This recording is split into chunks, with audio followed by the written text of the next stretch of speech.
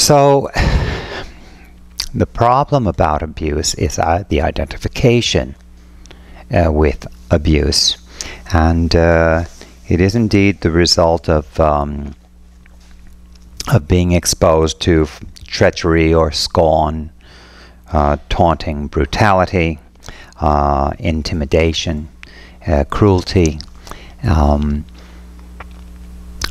I think I said treachery also, and also it's aggravated by the deficits in protection. So a deprivation of protection also makes it more horrific as we get older. And again, when the abuse occurs with a beloved person, there's a profound heartbreak and horror. So it's understandable that abuse can result in a fixation, and that fixation again is expresses as perceptual distortions. Somehow the abuse keeps happening. We return into reenactments again and again and again. It haunts us, and it unfolds in ways that bewilder us. We find ourselves being abused again and again. Understanding what is occurring requires a bit of a shift, and that is that we need to think about the fact that schema, these ideas that develop in our minds, are in fact conditions of nature, and they tend to possess us. In other words, they exist and they then incorporate us. We tend to think in this culture that that we are the doers of action, that we are the person who creates an idea. Well, ideas also create us, and that helps us to understand the way out of the problem. Before we talk about the treatment for the abuse schema, which helps us to understand what an abuse schema is, without an understanding of how it originates and how it's maintained and how it's treated, we really don't have a serviceable understanding of the nature of that emotional wound. And I am going to just read from the manual, Mindfulness-Based Anxiety Reduction, the questionnaire. These are statements, and give a listen. 1. I was exposed to cruelty as a youngster. 2. I was not protected from abusiveness. 3. I was verbally or physically or sexually abused by a caregiver. 4. My parent was a hypocrite. This was not love. And we answer just like me, somewhat like me, not like me. And so we respond to these questions, and let me go on with some more of them. I can become abusive myself. I can suddenly become very angry. I have trust issues. I sometimes test people to see how they really are. So these are indicators that the abuse schema, which is a mental pattern, is active and currently reactive. So in other words, it is driving behavior, and it is generating personal reality. It is organizing as your personal reality. Sometimes folks have guilt and this self-condemnation about the fact they cannot break out of this pattern of abusiveness, that they constantly return to being a victim. And it's understandable. However, separating ourselves from the emerging conception that you are the abused person is the work that needs to be done. And that work is done through mindfulness. Mindfulness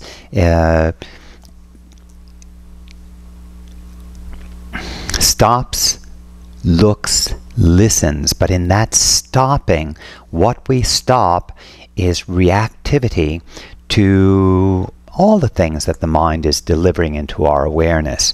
Our mind delivers the sense of personal reality, and what we do in the practice of mindfulness is that we observe it and just hold for a while, stopping the editorial, if you will, the conversation, the self-talk that follows an idea that automatically enters our awareness. Now, if you have a history of abuse, you have to have those ideas of abuse coming into your awareness. No one gets away from that.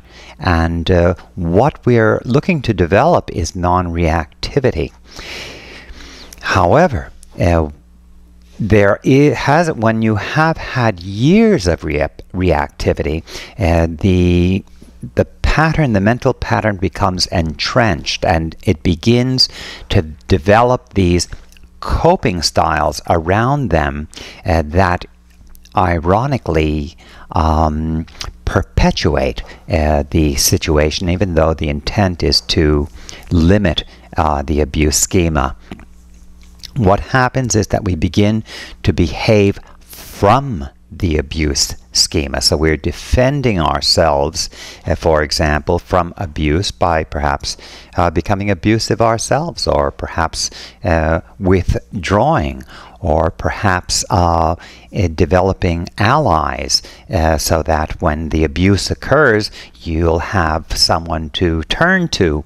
However, you can see that in these coping styles, the abuse, the idea that you are the abused person is established. It becomes more entrenched. That's what bewilders us. We're not conscious that the abuse schema, to heal the abuse schema, we actually need to desert it. And we need to be functioning from a different perspective. That perspective is mindfulness and its equivalents. And I just want to, I know that I do a lot of mindfulness work in these tapes, but it's important that we remember what it is. It is really looking at the objective field. When we look at the objective field, there's no story of you. Take a look around you, and you'll see there's no story of you. You're free of this self-centeredness that drives so much of our emotional problems. What we're looking at is nature. However, you are also nature. So what we're looking at is what is looking. So you are seeing objects, and you simply just hold your judgment, your appraising of them. You can appraise them by degree, discriminating their nature and things of that. However, the judgmental aspect needs to be reduced. The personalizing needs to be reduced. And we do it then for ourselves also. We are nature itself, functioning in the field of nature. And we simply notice that existence. And we differentiate that, or actually recognize that when we look at thoughts, they too are objects. So my finger is an object, and my thoughts are an object. Now, in this particular culture, we tend to think, oh, well, my thoughts are me. And, well, my finger is not exactly me. They're not my thoughts. It's not the story of me. However, your finger and your thoughts are objects occurring in awareness. And so is the floor. so is the air around you, so are all the apparent objects in your environment. They are you. They are nature. You are likewise nature. So the point is that we need to begin to identify with the objective field that incorporates us, and that is the meditative placement of our attention. You will see it is the impersonal, free of vanity, free of the self-centeredness, free of the story of suffering. And we just hold there, and soon we're able to actually see our thoughts in the same way. The thoughts then, of course, deliver the story of abuse and also the pain of the abuse. Also, it delivers that. However, we become non-reactive to that and begin to cultivate psychological distance and decentering. That's not identifying with those events, and the recovery process occurs. And that is the nature of the recovery process. Early identification with abuse is understandable. It is maintained by the ongoing identification as the victim. Even though you're not aware of it, all these various coping modes, which can include, by the way, the use of alcohol. Why? The internal duress is driving the alcohol use. So the alcohol use or other chemicals is then recruited to entrench those notions of being abused. So alcohol becomes the schema, and it aggravates the condition. The way out? We stop. We look. We, not the abused person, stops. The story of abuse stops. What sees it is something outside the framework of that story. This is mindfulness. Mindfulness is eternally present. This is the beginning, folks. The beginning is here. Just no. I had this long history. That history has disappeared. We are now here. That which sustains your trauma, that which sustains your fixation, is what you're doing now. So we shift now, learning mindfulness, learning the liberation from psychological suffering, learning the liberation from duality, from conceptions. Thank you very much for your ongoing interest in mindfulness-based anxiety reduction. And we talked today about the abuse schema.